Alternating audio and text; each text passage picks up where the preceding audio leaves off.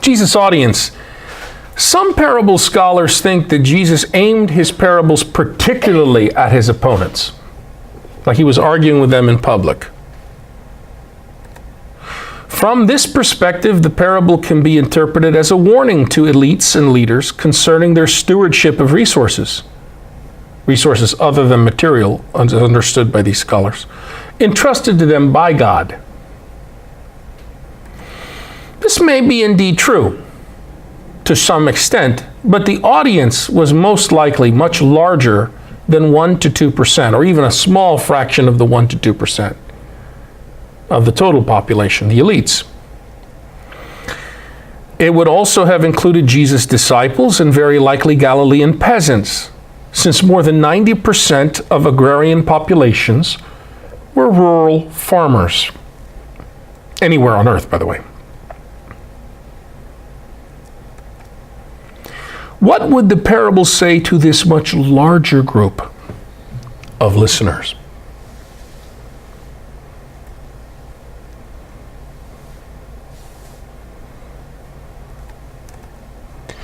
Modern readers, like pastors mentioned earlier, tend to give the parable a definite capitalistic interpretation.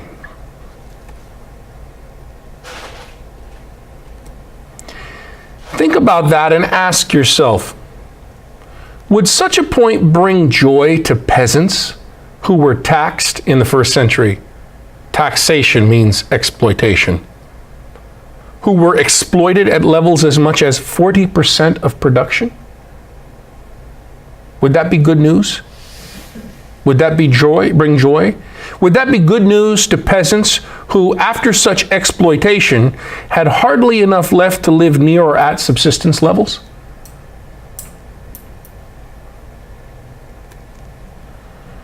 A modern reader needs to remember a few more ideas besides this.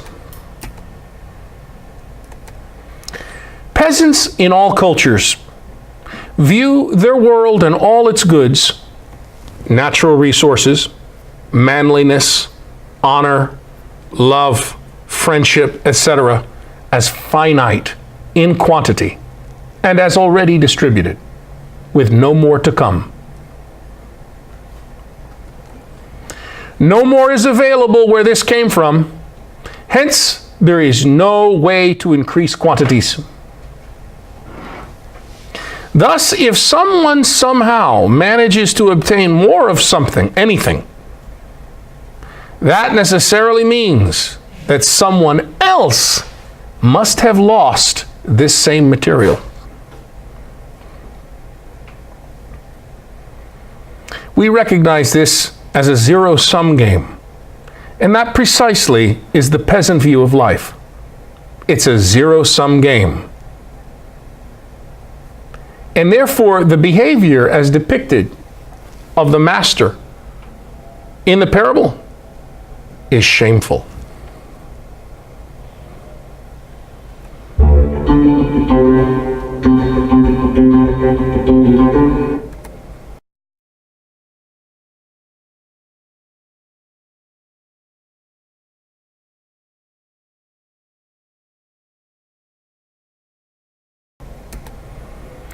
In this parable, the servants who were able to augment the sum of money that they were entrusted with behaved shamefully in peasant eyes.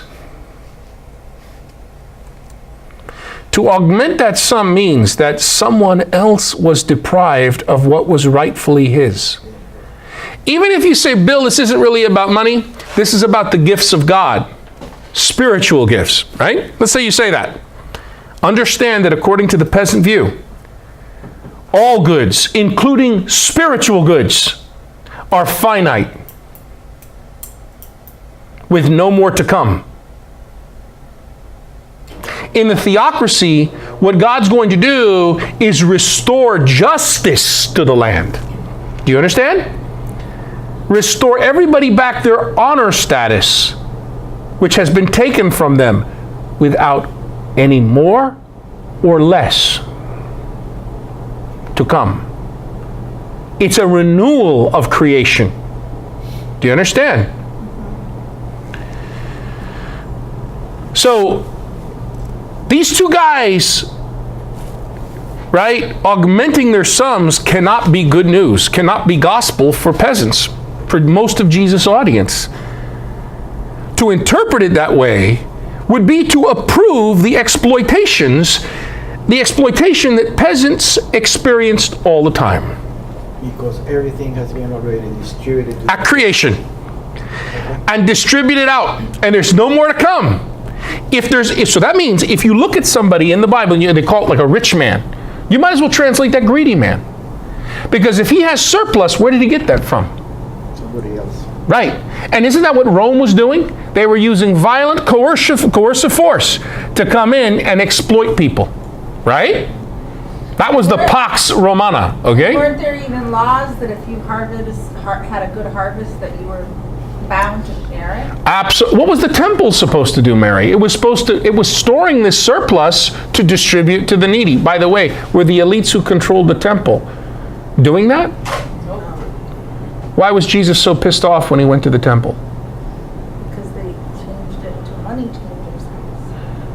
changers. They were exploiting and they were storing for the elites' use that which rightfully belonged to those who had been exploited and fallen into in a situation where they can't defend their honor. Do you understand? So, was Jesus an elite or was he a peasant? Are you beginning to understand the story a little bit? Yes. I can understand, goods and harvest and everything. I can understand that. But how can you say, like, love and honor is not something that you can increase? I mean... Oh, it's not. I'm saying that. I wouldn't say that as an American. I believe that that good is unlimited. But in the first century, your question is fine, but we have to change you. We have to specify you is a first century Middle Eastern peasant, or really a peasant in any culture at any time, including today. Peasants not only believe in the limited goods, they believe in the limited good. All goods, including spiritual goods, are limited. So how can they see things that way? Because they live day to day scraping out survival. So they are very close to death. And because they are very close to death, that vantage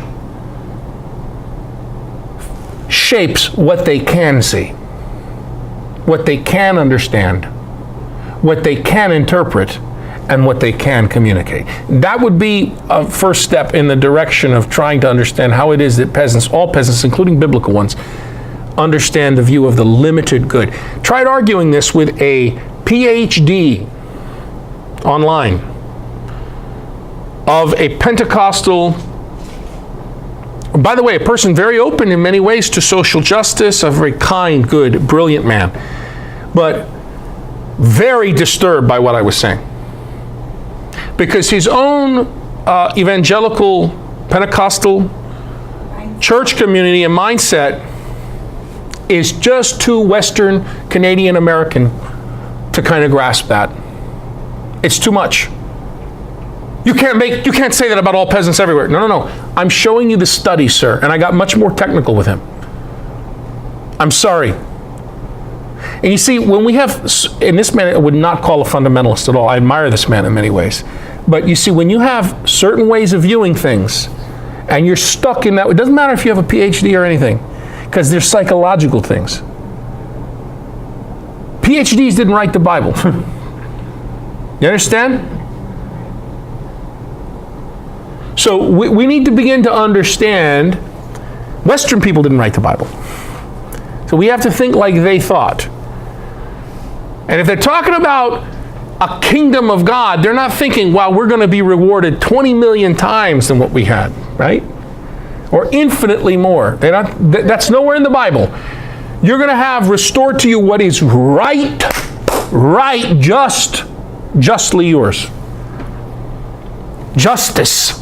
And it's been robbed from them so many times that they can only imagine what actually is rightfully theirs. Right. Only God They can only perceive, understand, interpret, and think about and communicate. Right on. They can only imagine.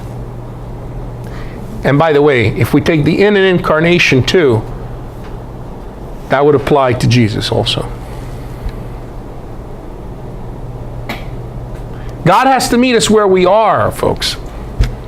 All theology is analogy, and all analogy is rooted in human experience, and all human experience is culturally specific. So when people start explaining this parable using cultural appropriations, misappropriations, that are rooted in our American lives, you see we got a big problem. It's a misapplication.